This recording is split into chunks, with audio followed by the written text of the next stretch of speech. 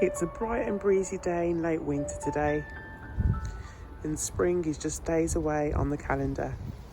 Although I must say, my plants have been behaving as though spring's been here for a while. I'll be doing a bit of a tour in a video coming up, but what I will say is that for late winter, I'm pretty happy with the core of evergreen plants that I've got.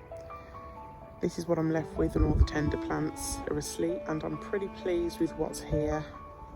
Still lots to see, still lots to enjoy. So it means that I'm not just pining after spring. I can enjoy my garden all year round.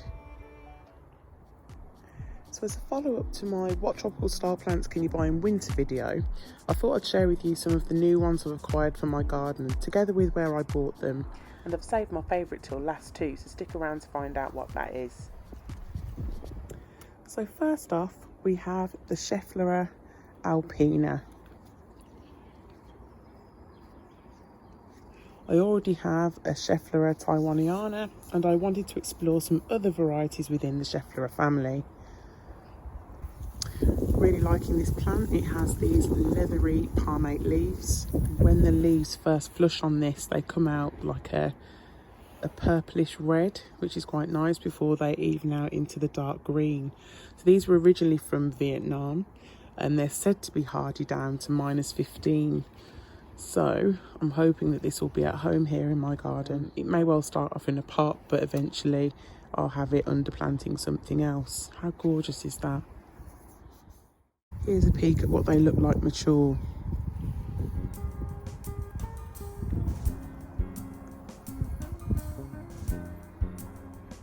Next up, we have an olive tree. Now this one's come from my local nursery and only cost me £30. Now these have crept up on me, I've got to say. They're more so suited for a Mediterranean style garden. However, I am thinking of giving my raised bed a bit of a med twist this year, adding these yuccas and grasses. So I thought, why not? They are beautiful all year round with their small grey green leaves there. They're pretty tough, and they'll stay happy enough in pots as well, as long as they're watered sufficiently. So I'll have to get it out of that small pot. And as they age, their trunks become thickened and gnarled and have some real character to them. So I'll need to get it in some well-draining media, and it will probably do better off in a more sunny location than this. In fact, if I leave it here, it will grow slower in this garden, but that's not a put off to me at all. Beautiful.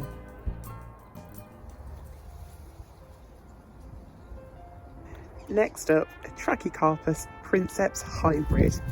Can you hear the smile in my voice? This one's come from Hardy Palms, another safe pair of hands when it comes to online retail for plants. Now this one had me at the silvery undersides. That literally was the thing that pulled me to this palm. Now this palm has the resilience and fast growth of the Trachycarpus and the majesty of the Princeps. It's extremely cold hardy as well, and it's in great condition. Nigel at Hardy Palms also sends them out in short order as well. So if you've got little patience when it comes to waiting for your plants to arrive, Hardy Palms is the place to go. And buying small trees gives you a better chance at the plant establishing well in your location.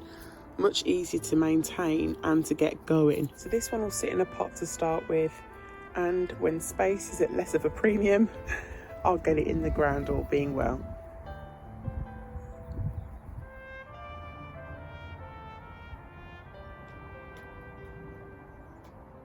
Okay, the next one. So I picked up another Trachycarpus ragniorhenius palm. Now I do already have one of these, and I do feature it in most of my videos actually, as it's my favourite palm in the garden.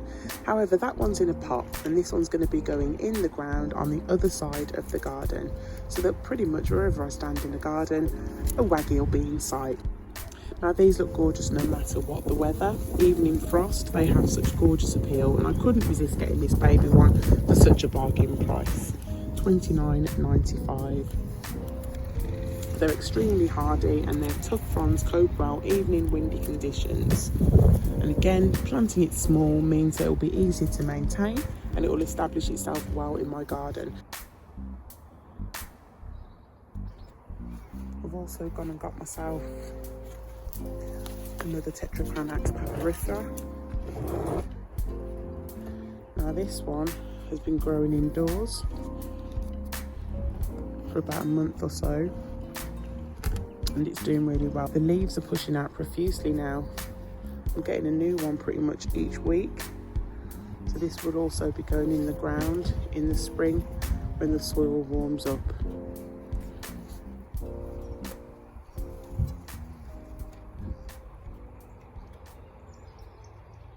Next up, I've managed to get my hands on a loquat tree or an Eriobatria japonica. That is an absolute monster. I didn't expect it to be that big. There wasn't a picture on the website, so I ordered this one blind and from a retailer I've not used before, Garden Plants Online. It's in decent condition. Delivery took about 20 days, which is longer than I'd usually like. However, I've been rewarded there by quite a big plant. Now I've had to come inside to film this as the weather has gone adverse outside. So this one's been hovering on my wish list for quite a while now. It's an evergreen tree. It's an ornamental fruit tree.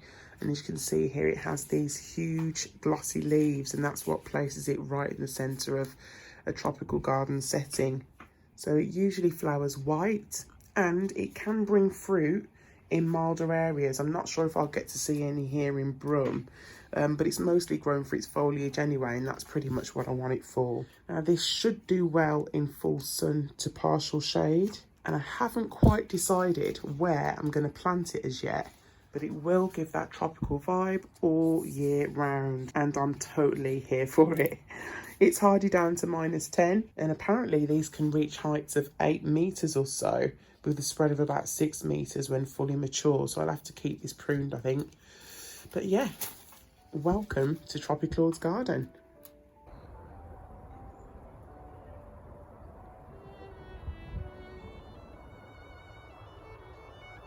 Here is my favourite of the bunch. I've been waiting to get my hands on one of these. The Alocasia macrorrhiza, or giant taro. Thank you, Big Plant Nursery. So I've been looking after this as a house plant for the last couple of months. Just barely watering it, just to keep it ticking over really. And look at the breadth of those leaves. I am so excited by what this is going to look like in the summer when it warms up. So it is a little bit of a fuss pot in that it will need to be lifted and stored during the winter months. But to be fair, the inconvenience is pretty minuscule when you compare it to the absolute glorious show I'm going to have in the summer with this one. It's definitely worth growing. Nothing says tropical more than large leaves, of which this certainly will have in abundance. Now this will probably be in a decorative pot sitting on the patio. Be able to sit under it and have a coffee, and yes, definitely glad to have my hands on one of these.